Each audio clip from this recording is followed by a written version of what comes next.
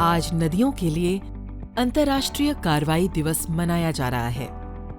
अगर भारत की बात करें तो दुनिया भर में कुल जितने जल स्रोत हैं, देश में उनका मात्र 4% मौजूद है, लेकिन दुनिया की 18% आबादी भारत में बसती है। इससे आप समझ सकते हैं कि हमारे पास जनसंख्या के मुकाबले कितना कम पानी उपलब्ध है। भारत ही नहीं, आज पूरी दुनिया में लाखों करोड़ों लोगों को साफ पीने का पानी नहीं मिल रहा। क्या सच में अगली सदी के युद्ध पानी के लिए लड़े जाएंगे?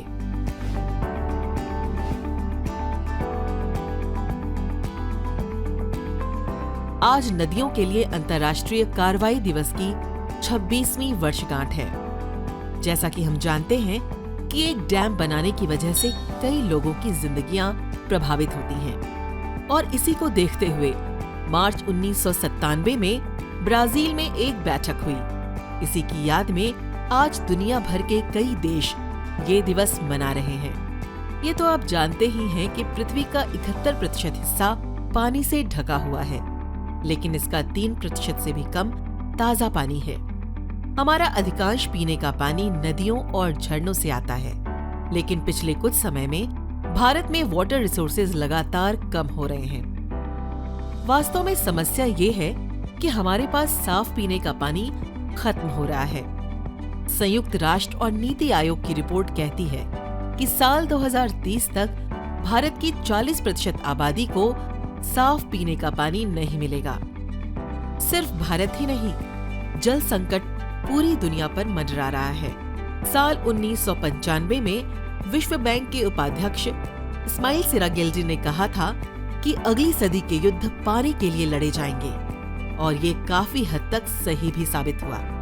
अकेले 2017 में सीरिया सहित कम से कम 45 देशों में पानी को लेकर विवाद हुए। अगर भारत की बात करें तो भारत में कावेरी बेसिन में पानी को लेकर विवाद, रावी व्यास जल विवाद और कृष्णा नदी की घाटी में मौजूद राज्यों के बीच लड़ाई भारत के लिए बड़ी चुनौतियों में से एक थे। अब आप सोच रहे होंगे कि अगर जल संकट इतना बड़ा मुद्दा बन चुका है तो कोई कुछ कर क्यों नहीं रहा है? वास्तव में सरकारों से लेकर समाज सेवियों तक हर कोई नदियों को बचाने और जल संरक्षण में लगा है।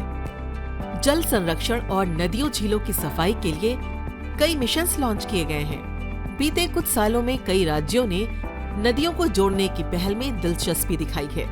वास्तव में नदियों को जोड़ने के बारे में सबसे पहले साल 1858 में एक ब्रिटिश सिंचाई engineer sir Arthur Thomas cotton ने सोचा था। इसका सबसे बड़ा फायदा ये होगा कि नदियों की क्षमता का कुशल उपयोग सुनिश्चित होगा। एक उदाहरण से समझते हैं। गोदावरी नदी के बेसिन की क्षमता प्रतिवर्ष 110 बिलियन क्यूबिक मीटर पानी की है, जबकि कावेरी में ये मात्रा केवल 21 बिलियन क्यूबिक मीटर ही है। ऐसे में गोदावरी नदी के पानी का अधिकतम इस्तेमाल करने के लिए उसका अतिरिक्त पानी कावेरी नदी में डाला जा सकता है। नदियों को जोड़ना सही मायने में लाभदायक होगा। इससे पेयजल की कमी, सूखे और बाढ़ की समस्या कम होने के साथ साथ एग्रीकल्चर सेक्टर के लिए पानी की उपलब्धता बढ़ जाएगी। देश में पानी की जितनी खपत होती है उसका तकरीबन 85% हिस्सा कृषि के लिए इस्तेमाल होता है, और सिर्फ 10% इंडस्ट्री में और 5% पानी घरों में इस्तेमाल होता है। एग्रीकल्चर सेक्टर में सबसे ज्यादा पानी का इस्तेमाल होता है। इसीलिए सिंचाई के लिए पानी की बचत करने वाले किसानों के लिए नकद इनाम की योजना बनाई जा सकती है। इससे किसान पानी की बचत के लिए प्रोत्साहित होंगे। जैसा कि हम जानते हैं कि पूर्वी भारत में ज्यादा बारिश होती है, इसीलिए सरकार को पूर्वी भारत के किसानों को उन फसलों को उगाने के लिए सुविधाएं देनी चाहिए जिनमें ज्यादा पानी की जरूरत होती है, जैसे कि धान। सरकार को एक ऐसी नीति बनानी चाहिए जिसके तहत सभी घरों में बारिश के पानी के संरक्षण को कंपल्सरी कर देना चाहिए। देश के वाटर गवर्नेंस इंस्टीट्यूशंस को ट्रांसपेरेंट बनाया जाना चाहिए। नदियों और जल संरक्षण का काम सिर्फ सरकारों और समाज सेवियों का नहीं है। पानी के बिना मनुष्य या कोई भी जीवित प्राणी ज्यादा दिन तक जिंदा नहीं रह पाएगा। आइए मिलकर पानी की बेवजह बर्बादी को रोकें।